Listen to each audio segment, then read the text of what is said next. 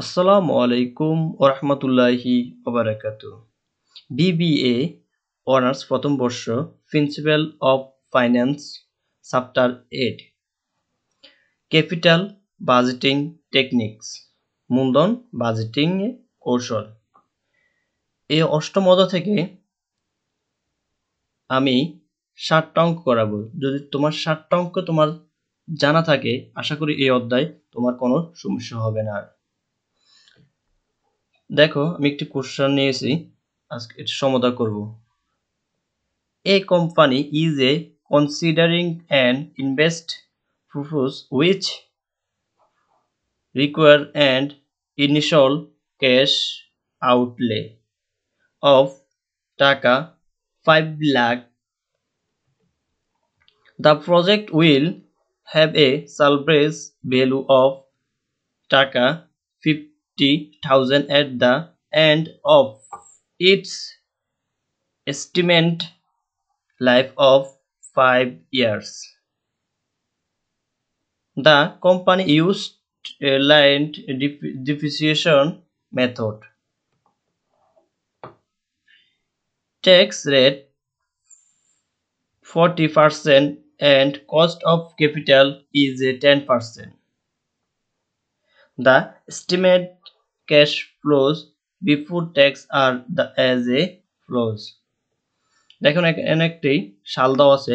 প্রথম ইয়ারে 1,20,000 টাকা, দ্বিতীয় বর্ষ দিছে 1,40,000 টাকা, তৃতীয় বর্ষরে দিছে 1,60,000 টাকা, চতুর্থ বর্ষরে দিছে 1,80,000 টাকা, পঞ্চম বর্ষরে দিছে 2 লক্ষ টাকা।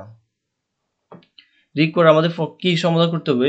Playback period, surplus life, net present value,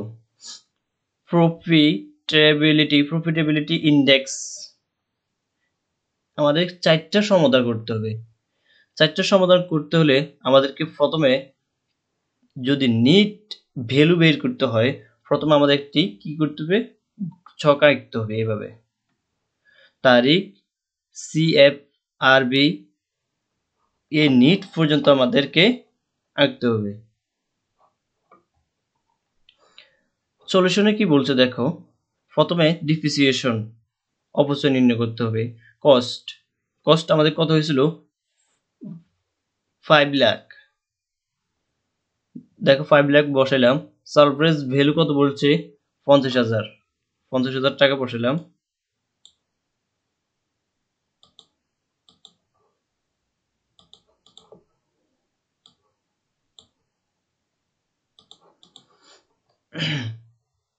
এই দুটো বসাইলাম। ইউজফুল লাইফ মানে এর ব্যবহার কত ইয়ার বলছে আমাদের প্রশ্নে? দুইপক্ষে দেখো 5 ইয়ার। কি বলছে? 5 ইয়ার। দেখো এটা 1,50,000, 5 লক্ষ থেকে 50,000 বিয়োগ করলে 4,50,000 থাকে। তখন 4,50,000 কে 5 দ্বারা ভাগ করলে কত হয়? 90,000 টাকা। 90,000 টাকা। তারপর রয়েছে আমাদের কি? অবশ্যই ডিপ্রিসিয়েশন। এটা হচ্ছে আমাদের ডিপ্রিসিয়েশন। প্রথমে ইয়ার গড়টা হবে এভাবে, সাজাবে। তারপরে কি বলছে? প্রথম ইয়ার আমাদের কত টাকা বলছিল? 1,20,000 টাকা। 1,20,000 টাকা আমরা বসাইলাম। তারপরে বলছে 1,40,000। তারপর বলছে এই টাকাগুলা আমি প্রথম বছরে CFVT cash flow before tax এগুলো বসাইলাম প্রথম ঘরে। তারপরে ডিপ্রিসিয়েশন 90 কত হয়েছিল? 90,000 টাকা। আমরা ডিপ্রিসিয়েশন কত পেয়েছিলাম? 90,000 টাকা। 90,000 টাকার প্রতিটা বছরে 90,000 টাকা করে কি হয়? ডিপ্রিসিয়েশন হয়। ডিপ্রিসিয়েশন বসার পরে এই 2 নাম্বার আর 3 নাম্বার থেকে যে বিয়োগ করে যে টাকাটা পাবো ওটার নাম হচ্ছে কি? Earning before tax. তখন 1,20,000 টাকা থেকে 90,000 টাকা বিয়োগ করলে কত থাকে? আর 30,000 টাকা থাকে। এরপরে দেখো 1,40,000 থেকে 90,000 বিয়োগ করলে 50,000 থাকে। 1,60,000 থেকে 90,000 বিয়োগ করলে 70,000 থাকে। 1,80,000 থেকে 90,000 বিয়োগ করলে 90,000 থাকে। 2 লক্ষ টাকা থেকে 90,000 বিয়োগ করলে 1,10,000 টাকা থাকে। তারপরে দেখো ট্যাক্স আমাদের কত পার্সেন্ট বলছে? দেখো ট্যাক্স রেট কত পার্সেন্ট বলছে। ট্যাক্স রেট আমাদের বলা হয়েছিল 40%। দেখো এই 4 নাম্বার ছকের কত পার্সেন্ট? এই 4 নম্বর ঘরে আর্নিং বিফোর ট্যাক্সের কত পার্সেন্ট? 40%।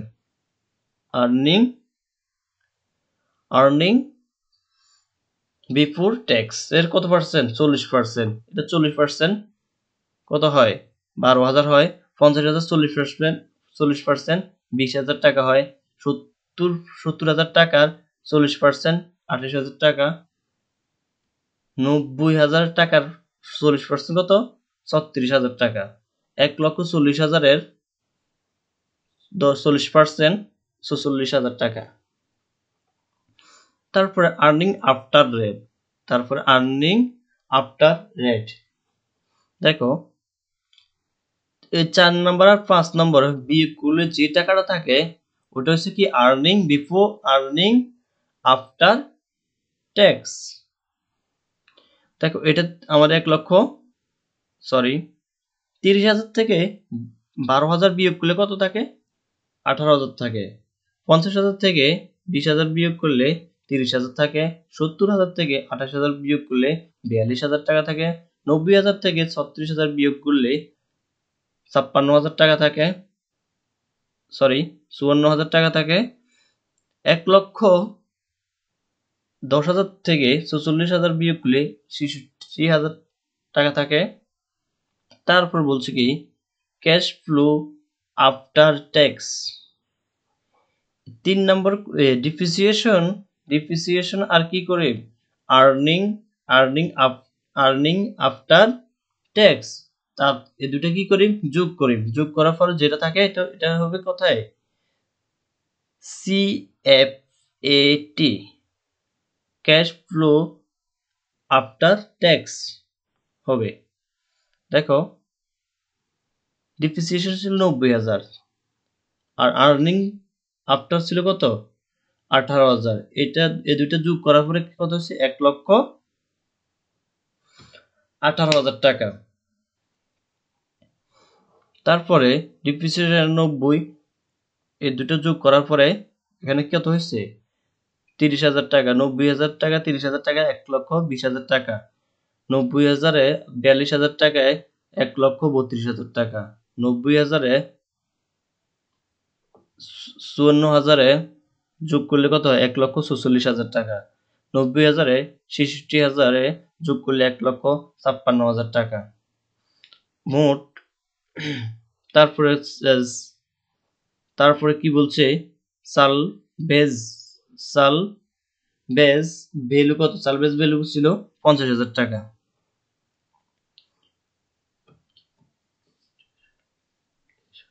তারপরে দেখো কিউমুলেশন এরপর ক্যাশ ফ্লো আফটার ট্যাক্স। দেখো এই টাকাটা আমরা কি করি? ধাপে ধাপে যোগ করি, ক্রম অনুসারে কি করি? যোগ করি। 1,18,000 টাকা বসালাম। তারপর 1,20,000 সাথে 1,08,000 যোগ করলে কত হয়? 2,28,000 টাকা হয়। 2,28,000 টাকা যোগ হয়। তারপরে 1,32,000 যোগ করলে 3,60,000 টাকা হয়। 1,46,000 যোগ করলে 5,14,000 টাকা হয়। 1,56,000 টাকা যোগ করলে 6,60,000 টাকা হয়। 50,000 যোগ করলে 7,10,000 টাকা হয়।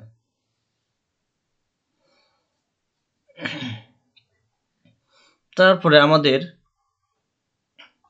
আমরা NB এনবি ফ্যাক্টরি এটা 10% বলছে। কত পার্সেন্ট বলছে? 10%। দেখো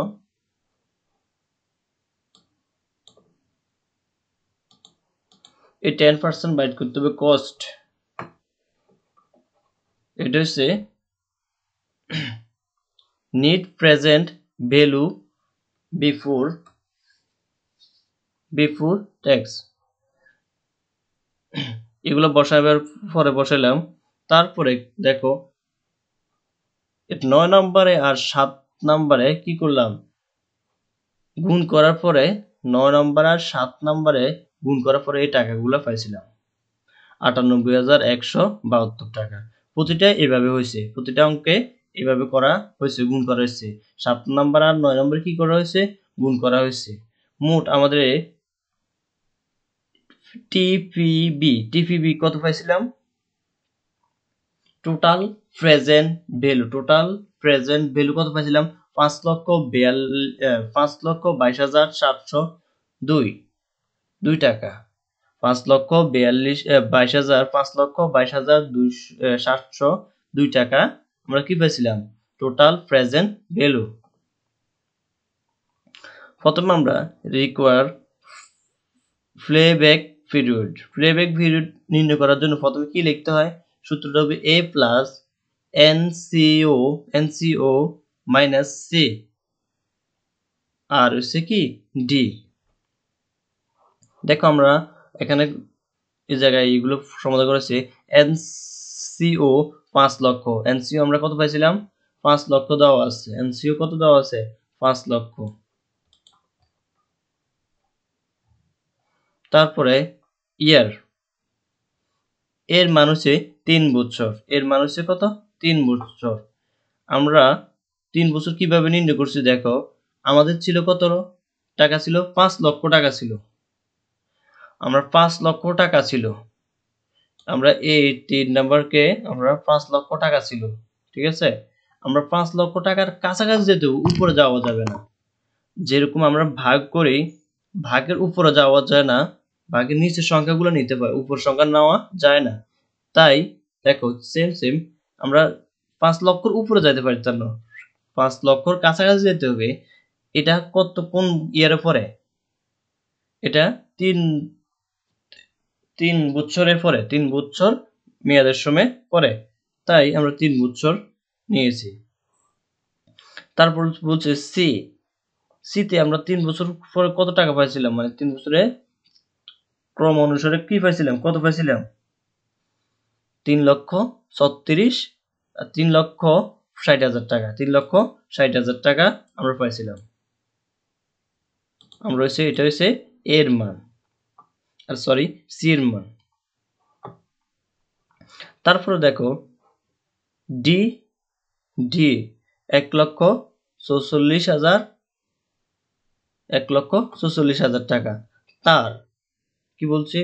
সি ক্রম অনুসারে পূর্ববর্তী মান এই টাকাটার পরে নিচে দেখো সবসময় আমাদের যে ইয়ারে পূর্বে টাকাটা ক্রম অনুসারে সির মান যেটা নিব, ঠিক তার পরবর্তী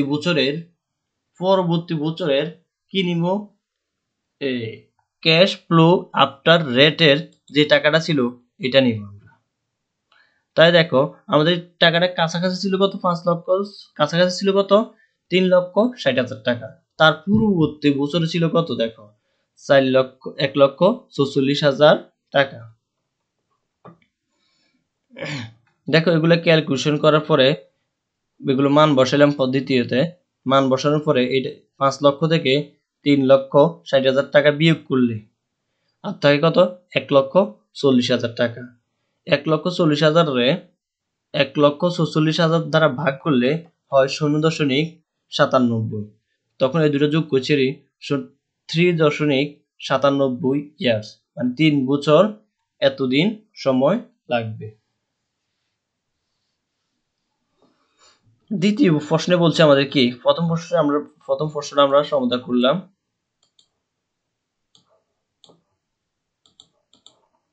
দ্বিতীয় প্রশ্ন বলছে সারপ্লাস লাইফ মানে এল, এস এল মান নির্ণয় করতে বলছে, এস এল এর মান। দেখো surplus life, useful useful life এবং ফি বি, আমরা যে একটু ফি বি প্লে ব্যাক পিরিয়ডের মান নির্ণয় করতে হবে। ইউজফুল ছিল কত বছর? 5 বছর। আমাদের ইউজফুল ছিল কত বছর ব্যবহার করতে বলা হয়েছিল? 5 ইয়ার্স। দেখো প্রথমে ইউজফুল লাইফ কত ছিল? 5 বছর। তার এনপিভি আমরা একটু পাইলাম কত? 3.97। তখন এই দুটো 5 ইয়ার থেকে এত বছর বিয়োগ করলে থাকে কত? 1.03 এত ইয়ার্স, মানে কত? 1 বছর 3 দিন, 1 বছর 3 দিন, এরকম আমরা এটা পাই। তারপরে 3 নম্বর বলছি কি প্রশ্ন, দেখো present value, need present value. তারপরে বলা হয়েছে নিড প্রেজেন্ট ভ্যালু নির্ণয় করার সূত্রটা কি? দেখো টোটাল প্রেজেন্ট ভ্যালু থেকে এনসিও মোট টাকা থেকে ফার্মিং টাকা থেকে কি করতে হবে? প্রেজেন্ট ভ্যালু থেকে ফার্মিং টাকা বিয়োগ করতে হবে।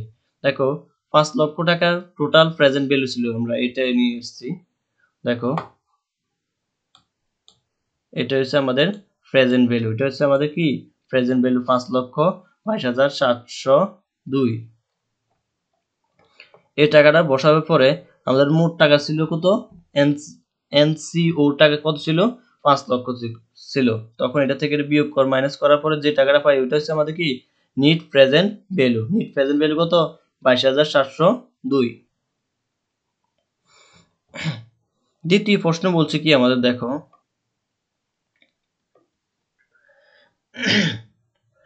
প্রফিটেবিলিটি ইন্ডেক্স ফিআই নির্ণয় করার জন্য বলছে।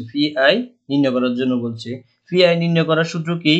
Present value, total present value divided NCO.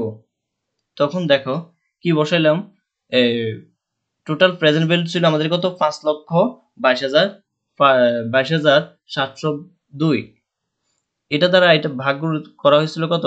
5 লক্ষ টাকারে ভাগ করলে 1.045 আমাদের এত হয়। প্রিয় শিক্ষার্থী ভাই বোনেরা, আজকে এতটুকুই। পরবর্তী ক্লাসগুলো দেখার জন্য আমাদের চ্যানেল সাবস্ক্রাইব করো আর আমার পাশে থাকো। আসসালামু আলাইকুম।